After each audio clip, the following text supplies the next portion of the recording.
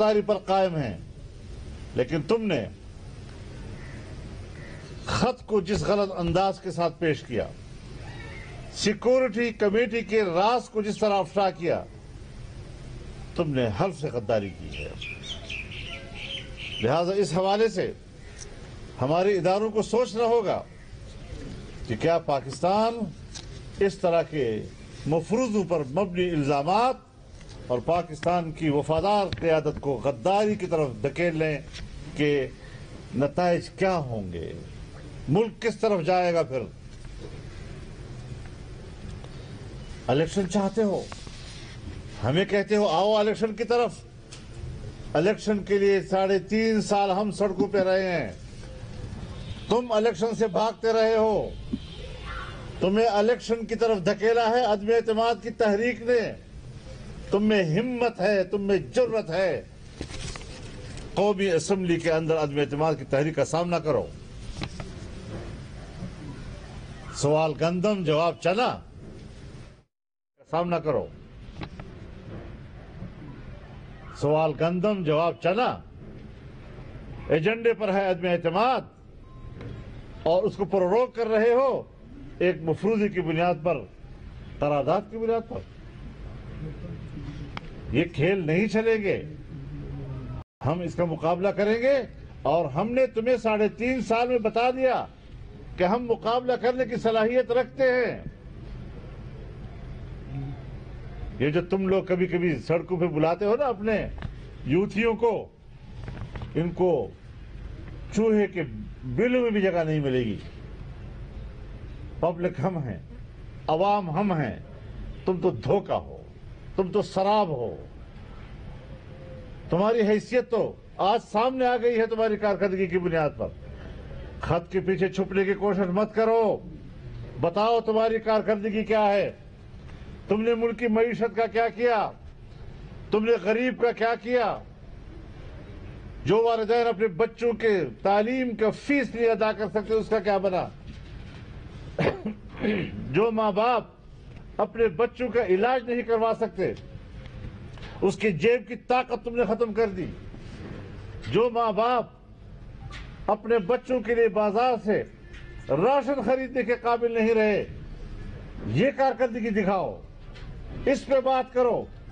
دوبارہ پبلک کے سامنے جامنا، لوگوں کو منہ دکھانا بہت بڑی جرأت کی بات ہے۔ کس منہ سے قوم کے سامنے جاؤ گے؟ کعبہ کس منہ سے جاؤ گے غالب؟ شرم تم کو مگر نہیں آتی۔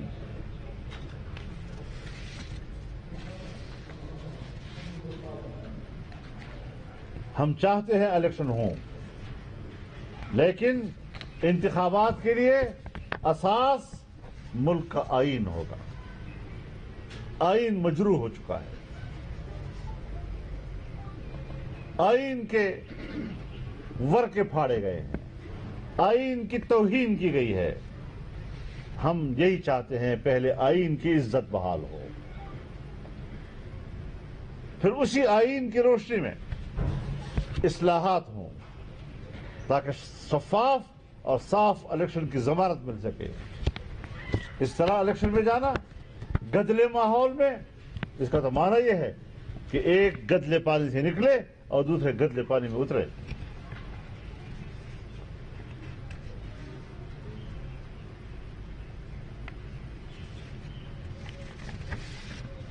تو یہ آج کی میری گزارش ہے۔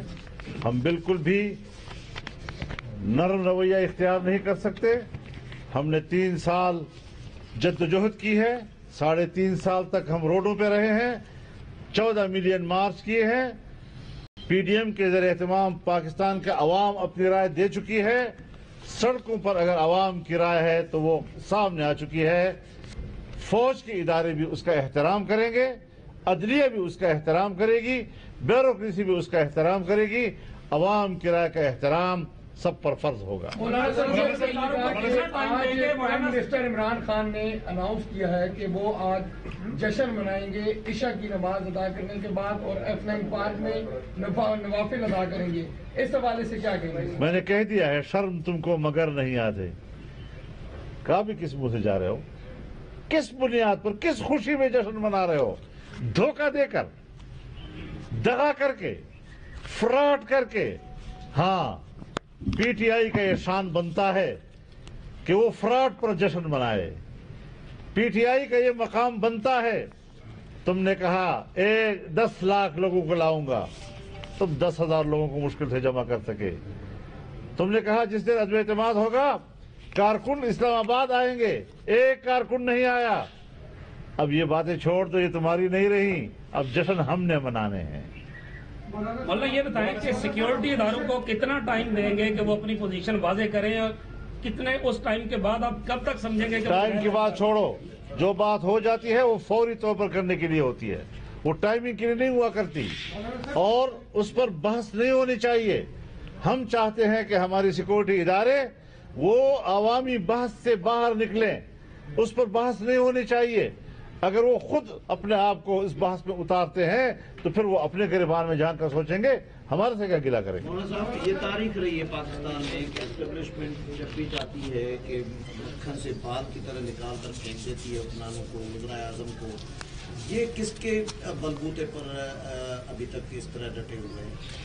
देखिए, आप लोग खुद कहते हैं, सहाफियों की दुनिया की इस्तिलाह है कि ये मशकूक निज़ाम है, गदला निज़ाम है। तो इस मशकूक निज़ाम में जाहिर है कि हमने एक साफ और शफाफ निज़ाम की तरफ जाना है, ताकि ये बात वाज़ेह रहे कि किसी इदारे का पाकिस्तान के इंतखाब में कोई मुदाखलत नहीं। मौलाना साहब, अपोजिशन ये तस्लीम करने पर तैयार है कि वो एंटीसिपेट नहीं कर सकी कि इस तरह की रूलिंग आ जाएगी? क्या अपोजिशन एजेंडे के ताबे जा रही है। एजेंडे पर लिखा हुआ है अदम एतमाद, उसके मुताबिक वोटिंग होनी चाहिए थी। वोटिंग को जिस तरह मुसरत किया गया और उस पर फौरी तौर पर तहलील करना, ये साजिश है, वो नहीं है खत वाली बात। साजिश ये है कि एजेंडे पर कुछ और ऑर्डर कुछ सुनाया जा रहा है, और उस स्पीकर के बिहाफ पे कि जिस स्पीकर के खिलाफ अदम एतमाद की तहरीक आ चुकी है, यही वजह है कि वो सदारत नहीं कर सका।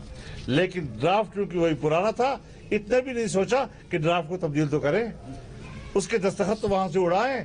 तो इस लिहाज से उसको रूलिंग देने का हक या हासिल नहीं था। मौलाना साहब, क्या अदालत असम्बली के अहकामात की समाअत कर सकता है? और दूसरा यह है कि निगरान वज़ीर आज़म का नाम भी सामने आ रहा है, जिसमें साबिक चीफ जस्टिस गुलजार अहमद। मैं बताऊं आपको जी, जहां तक है अदालत का, ये असम्बली की प्रोसीडिंग पर बात नहीं कर सकता। अगर नहीं कर सकता तो और ये बात है, लेकिन अगर प्रोसीडिंग आईन के खिलाफ है और उसकी आईनी हैसियत को चैलेंज किया गया है तो फिर तो सुन सकता है, फिर तो फैसला तो देना होगा। गिलानी साहब को मिसाल मिलती है। गिलानी साहब को वकील साहब खड़े हैं, जब सजा आई थी तो स्पीकर फमीना मिर्जा ने उसको रिजेक्ट किया था, उसको शोकाज हुआ था, वो नोटिस हुआ था तो इन अदालत का।